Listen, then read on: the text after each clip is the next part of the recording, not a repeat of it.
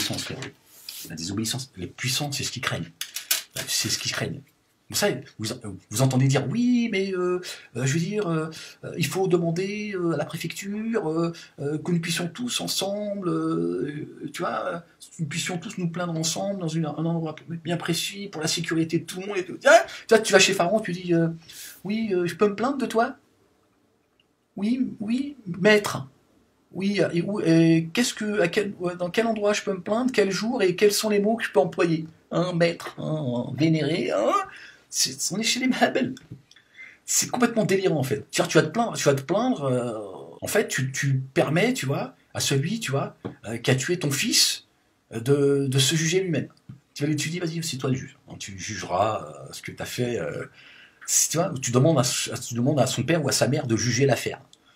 C'est complètement fou en fait. Tu vas demander, toi, à Pharaon, qui t'a mis dans cet état-là, la permission de pouvoir t'exprimer et quel jour et où. Non. La libération des esprits, c'est ce qu'ils craignent le plus. C'est qu'à un moment donné, les gens disent, je fais ce que je veux. Bon, je demande rien du tout à personne, je sors, je crie, et combien de pas me casser les couilles, je vais tout casser. Et là, ils disent, c'est fini. Là, c'est fini, on a intérêt à se tirer. Donc là, ils essaient de, tu vois, de calmer un peu, tiens, et toujours la même chose. Toujours. Vous connaissez l'adage, diviser pour mieux régner. Ils vont diviser le peuple de France. Ils vont le faire. Là, ils essayent parce qu'ils ont peur. Ils se disent, ça commence à... Si les gens persistent, évidemment, on a tous envie, tu vois, on n'a pas envie que le pays soit complètement, tu vois, paralysé, tu vois. Mais donc ça veut dire quoi alors? Ça veut dire quoi? Qu'il faut accepter, en fait, d'être soumis servilement à Pharaon. À un moment donné, tu dis, bon, ça passe ou ça casse, on ne peut pas laisser... Parce que la génération qui arrive, nos enfants, ce sera pire que nous. Et leurs enfants, ce sera encore pire. Bon, on arrive au bout, mais je veux dire, c'est pour vous expliquer que, voilà, moi, ça fait 20 ans que je le dis ça. Aimez-vous les uns les autres.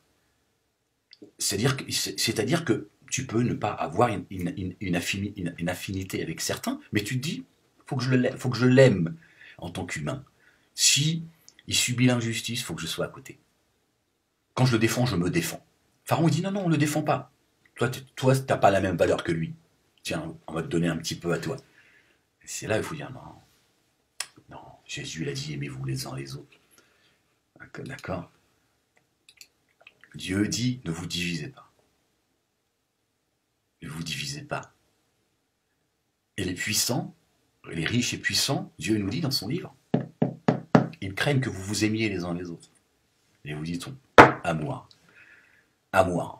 Allez, tous contre Pharaon, il va se faire enculer. Il va faire quoi? Il va remplir les prisons? Il ne remplira pas les prisons.